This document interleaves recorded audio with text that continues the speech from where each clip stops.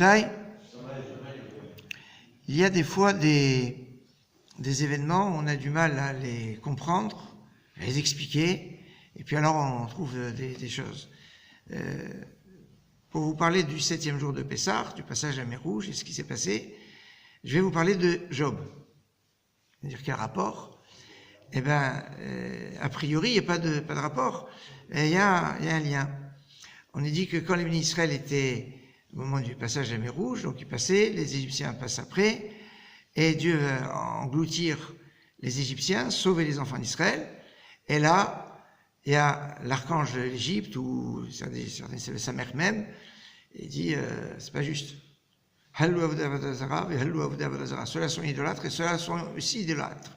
Les bénis Israël, ils ont fait aussi l'idolâtrie en Égypte, donc et alors face à cette attaque de cet archange, il y a deux réponses. Il y a une réponse qui est que Hachem lui a dit mais attends, les bénis Israël quand ils étaient en Égypte, ils faisaient ce qu'ils voulaient, ils étaient sous l'oppression des Égyptiens, ils étaient obligés, ils faisaient pas ce qu'ils voulaient. Donc c'est pour ça que ils étaient Avodah Zarah, c'était pas leur plein gré. Est-ce qu'on va juger quelqu'un qui fait mézid, c'est-à-dire avec préméditation, et quelqu'un qui est shogeg, quelqu'un qui est un peu contraint forcé? Ça c'est une réponse. Une autre réponse, c'est que Hachem dit à Samerhem, il dit écoute, je te donne Job, tu fais ce que tu veux avec, et puis comme ça va t'occuper. Le temps qu'on fasse passer Israël, a priori, ça veut dire. Alors, quand on voit les Midrashim, on sait que Job était un conseiller de Paro. Il y avait 3 conseillers, il y avait Bilham, Job et Yitro.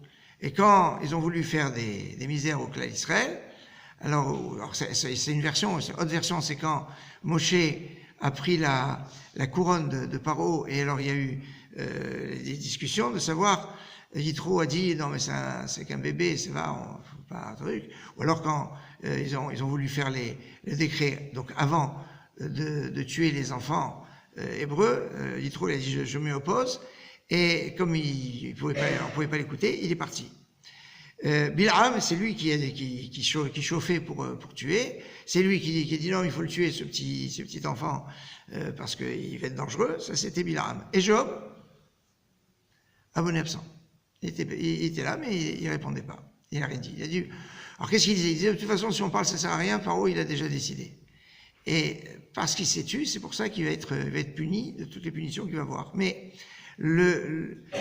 en fait, le moment où il va être choisi pour être puni, c'est au moment du passage à la mer Rouge. Comme il est marqué, Emincha Hashem tir Hatz Oyev, que ta droite, Hashem, a écrasé Oyev, l'ennemi. Et Oyev, c'est les mêmes lettres que Yov. C'est ça. Et alors, Yov, il était atteint de lèpre, et Tirat, c'est les mêmes lettres que Tsarat. Donc en fait, il y a eu... donc finalement, les malheurs de Job, on pourrait se dire, pourquoi ça a été quelque part sa punition de son silence, on va dire, complice, et il va être l'occasion un petit peu de faire diversion, pour que les bénis Israël puissent passer la mer Rouge tranquillement. On voit que finalement les histoires elles sont reliées, et c'est pas aussi simple qu'on peut l'imaginer. Et quand on voit simplement l'histoire de Job comme ça, on se dit qu'est-ce qui arrive? Et puis c'est un grand problème sur la souffrance, et la souffrance qui est justifiée, pas justifiée, etc. Mais quand on voit toute la souffrance des enfants d'Israël en Égypte, et que il y avait des décisions derrière, et que peut-être que Yov, s'il s'était mêlé à essayer de faire comme Yitro, ils auraient été majoritaires face à Bilham, ils auraient peut-être gagné gain de cause.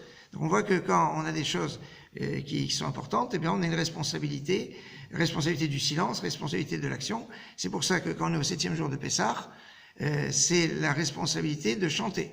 On doit chanter Hachem. On sait que Dieu a voulu faire du roi Chizkiyahu Ézéchias, le Mashiach, parce que il a mis en déroute Sencheriv à ce moment-là, qui voulait faire la conquête de Jérusalem, mais il va manquer quelque chose, il va être sauvé, mais il va oublier de faire un chant. Et comme il n'a pas fait de chant, il n'est pas devenu Mashiach. Alors, sachons faire des chants pour remercier Hachem, et qu'on est maintenant, Bezrat Hachem, le Mashiach, Moed Messipra.